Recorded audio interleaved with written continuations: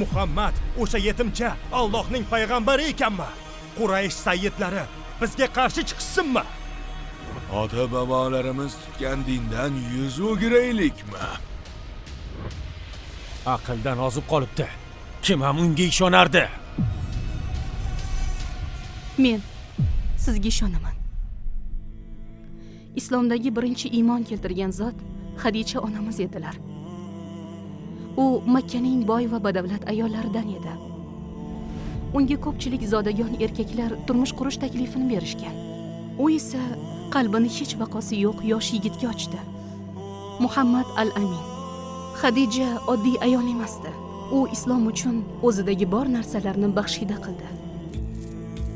Vafot etganidan so'ng ortidan hech qanday mol dunyo qolmadi.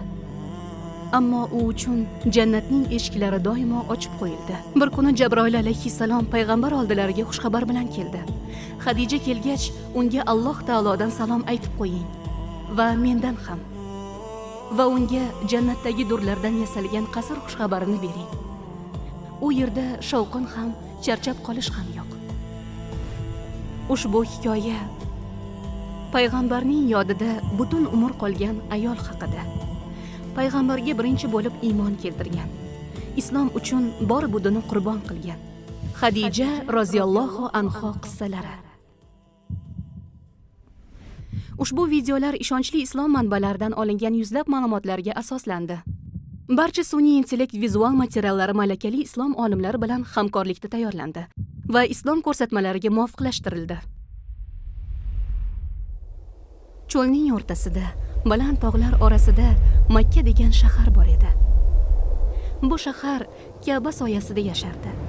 Tongdan tunga qadar o'tayotgan karvonlarning ovozi aks sado berib turardi.